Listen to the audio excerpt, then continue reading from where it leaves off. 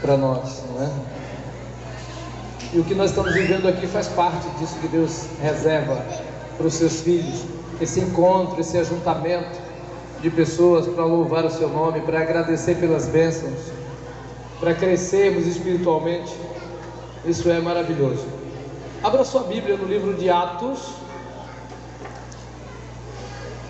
Atos capítulo 6. Atos capítulo 6.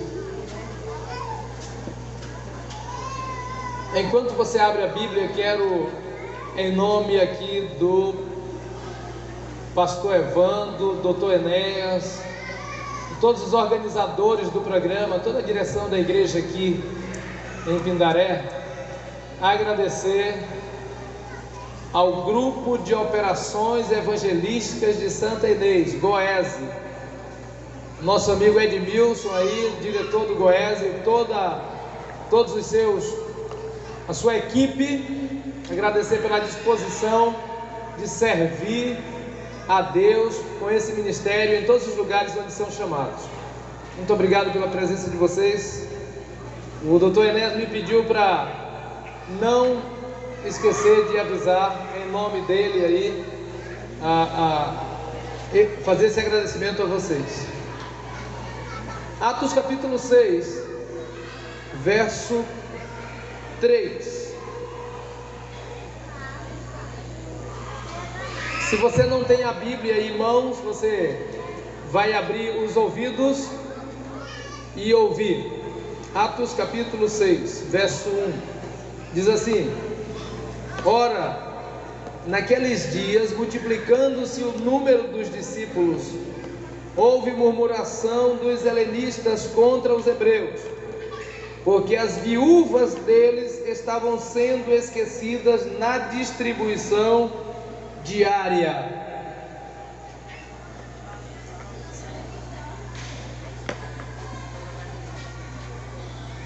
Ora, naqueles dias que a Bíblia se refere aqui, são os dias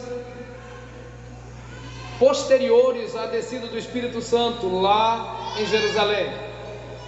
Isto se refere ao ano 33, 34, primeiro século, depois que o Espírito Santo desceu sobre os discípulos, depois que Pedro pregou um sermão que 3.000 pessoas se batizaram, depois uma outra grande multidão foi batizada, a igreja cresceu, a igreja encheu de pessoas vieram de todos os lados, porque a igreja tinha uma mensagem que dizia que Deus cuidava das pessoas.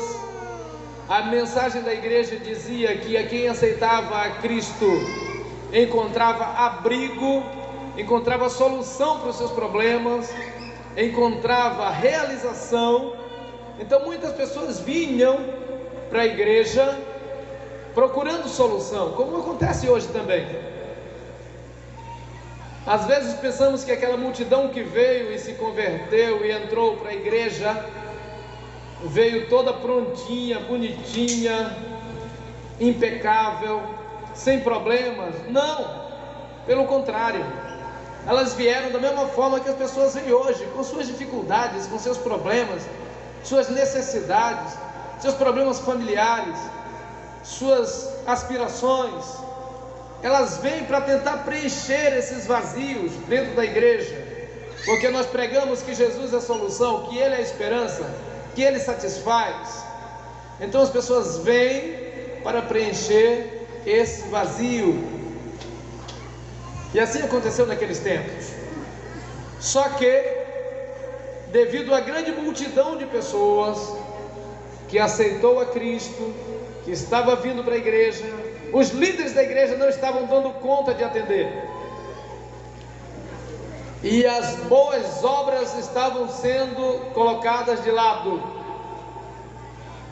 E alguém disse que antes de levarmos as boas novas, ou junto com as boas novas, devem estar as boas obras.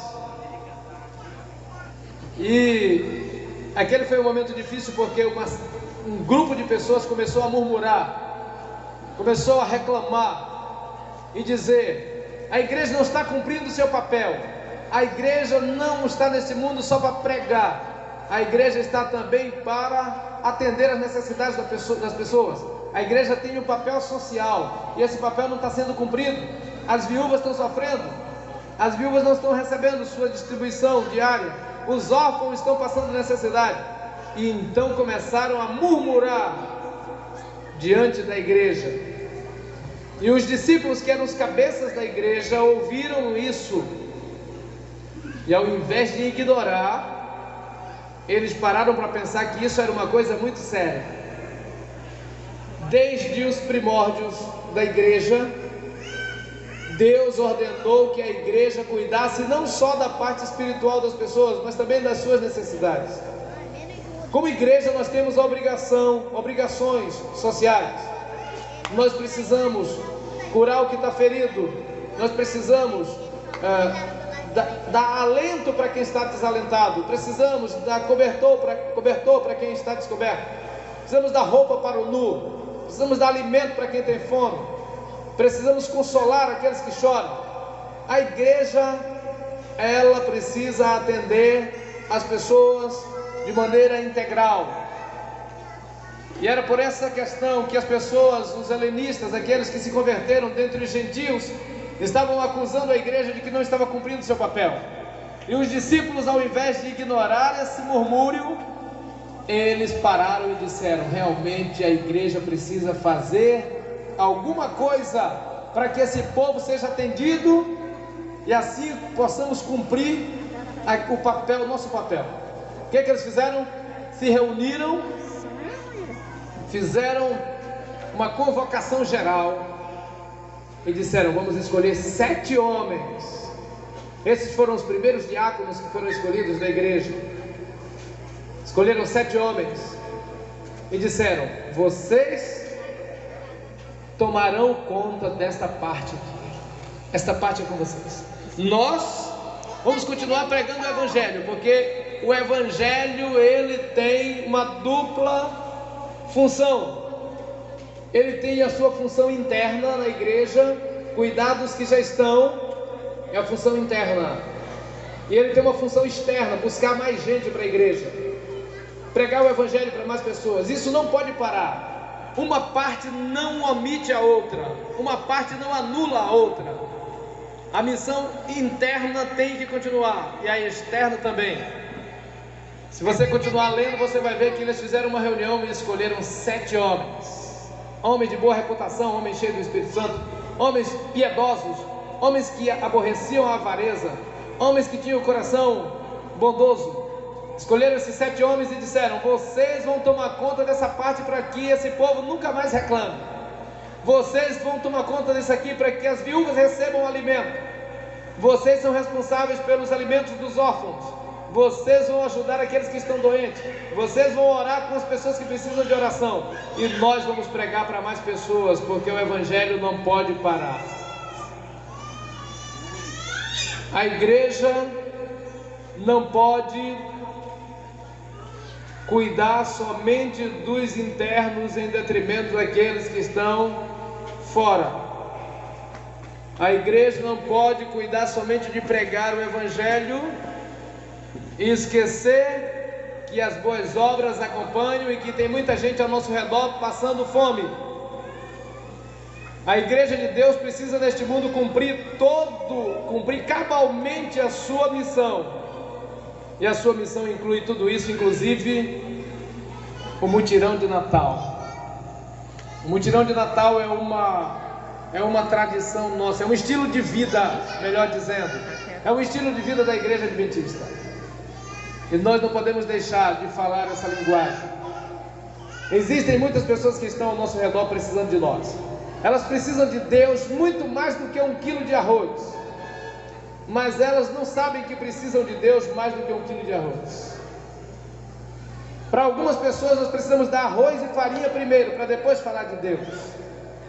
Porque se você for falar de Deus no momento do jeito que elas estão, elas não vão ter cabeça para ouvir, para entender sobre Deus. Elas estão necessitadas, elas estão depressivas, elas estão com fome, elas estão com problema de saúde, elas estão com problema no lar, elas estão separando, elas estão com filho nas drogas, elas estão de várias formas. E algumas dessas vêm para a igreja para ter o seu vazio preenchido por Deus. Sabem, queridos, como igreja, como filhos de Deus, precisamos entender essas coisas.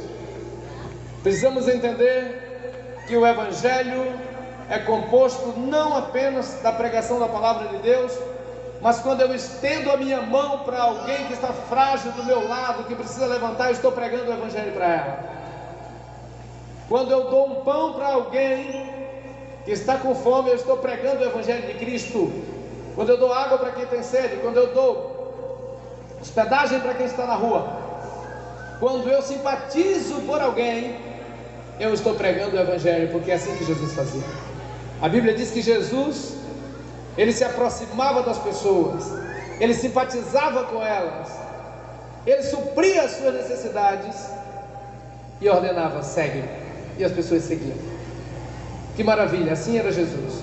Ele viveu neste mundo fazendo bem, ele viveu neste mundo mostrando a luz. Ele dizia: eu sou a luz do mundo, quem me segue não anda nas trevas. E ele dizia também para os discípulos: manda o povo assentar na grama. E o povo assentava, e ele dizia: dai vós mesmos de comer. E multiplicava o pão para atender essas pessoas.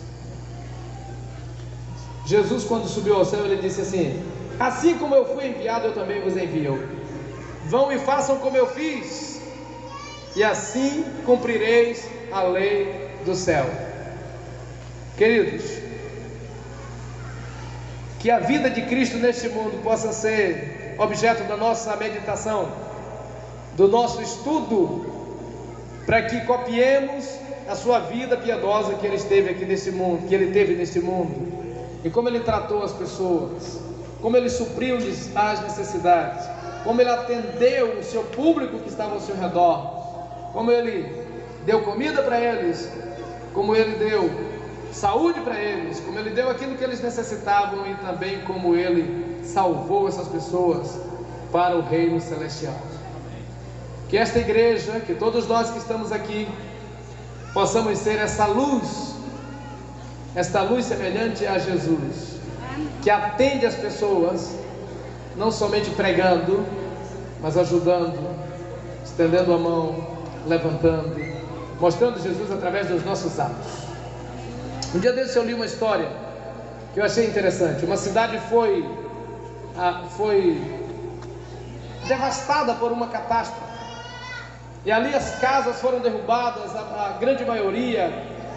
Aquela cidade ficou em estado de calamidade. Alguns comércios ficaram funcionando, e em consequência disso veio uma grande fome para aquela cidade. Ali ficaram uma ou duas panificadoras abertas. O pão muito caro, tudo muito caro, e pessoas na rua com fome, meninos na rua com fome, crianças pobres na rua com fome. E uma certa tarde, um garoto se aproximou de uma daquelas padarias, e o pão estava ali na vitrine, bem bonitinho, aquele pãozinho bem assadinho. E aquele garoto faminto se aproximou da vitrine, não tem mais, e ficou de olhos arregalados para o pão. Claro, ele não podia pegar e nem tinha dinheiro, o pão estava muito caro ali. E ele ficou de olho no pão, não piscava, parecendo que estava se alimentando só ao olhar para o pão. De repente veio um senhor lá de dentro, olhou aquele garoto, se compadeceu dele, meteu a mão na vitrine, pegou o pão. O garoto jamais pensou que aquele pão seria para ele, e ele trouxe o pão e entregou para o garoto. O garoto pegou o pão, ficou agora de olhos vidrados para ele, e fez uma pergunta. A pergunta foi: o Senhor é Deus? Essa foi a pergunta que o garoto fez para ele. O Senhor é Deus? Aquele garoto não conhecia Deus. mas pelo ato de bondade que aquele homem fez. Ele disse: só pode ser Deus, porque nessa cidade ninguém está dando nada para ninguém. Para me dar um pão nesse momento, só Deus. E aquele senhor explicou para ele: não, não sou Deus, sou um filho de Deus, sou um cristão, pode comer o pão. Sabe, queridos, as pessoas precisam ver Deus em nós. Elas precisam ver Deus em nossas ações. E elas veem quando nós nos aproximamos delas para atender as suas necessidades. Quando nós nos aproximamos delas e perguntamos: o que queres que eu faça? Como Jesus fazia. Que Deus nos abençoe para que nós sejamos luzes. Luzes nesse mundo. Luzes para iluminar as pessoas que estão ao nosso redor. Sejamos o pão para quem tem fome, a água para quem tem sede. Sejamos a roupa para vestir o nu. Sejamos a salvação para aqueles que estão perdidos. Amém? Quantos desejam ser isso? Ser tudo isso para aqueles que estão ao seu redor? Amém? Amém. Que Deus abençoe a mim e a você. Que Deus abençoe esta igreja. Que Deus abençoe a nossa juventude. Nós possamos nos entregar nas mãos desse Deus para cumprirmos fielmente, cabalmente o ministério que Ele entregou em nossas mãos, que é testemunhar do seu amor de todas as formas e alcançar muitos corações sedentos, tristes, aflitos, colocar dentro deles o amor de Deus que Deus colocou no nosso coração. Sejamos transmissores desse grande amor e ajudemos muitos a se prepararem para a volta de Jesus. Amém. Amém? Quero cantar uma música para finalizar. Essa música fala de alguém que precisava de luz.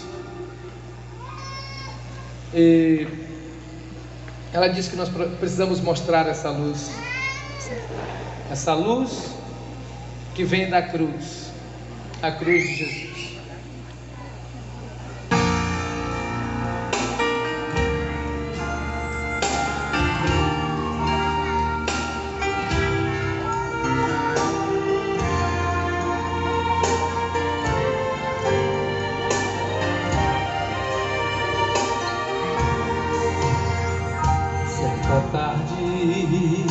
Pela rua eu andava, encontrei um menino que chorava sem parar, tão perdido estava, nem seu nome lembrava. Era tarde, começava a chover. Perguntei-lhe do lugar onde morava. De repente lembrou-se de uma igreja e uma cruz. Seu olhinho se abriu e o menino sorriu e me disse: se eu puder ver a cruz, acharei o meu lar. Mostre a cruz e acharei o meu lar. Mostre a cruz e não mais vou chorar. Se estiver ao pé da cruz, não vou mais chorar. Mostre a cruz e acharei o meu lar. Muito tempo se passou, eu me perdi.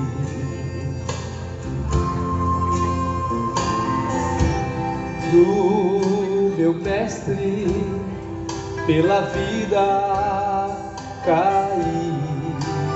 Em minha angústia chorei, quando a cruz avistei, hoje sou de Jesus, pois encontrei sua cruz.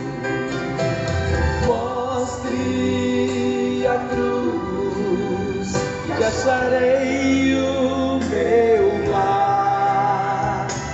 Mostre a cruz e não mais vou chorar. Se estiver ao pé da cruz, não vou mais chorar. Mostre a cruz e acharei o meu lar. Se estiver ao pé da cruz, não vou mais chorar. Mostre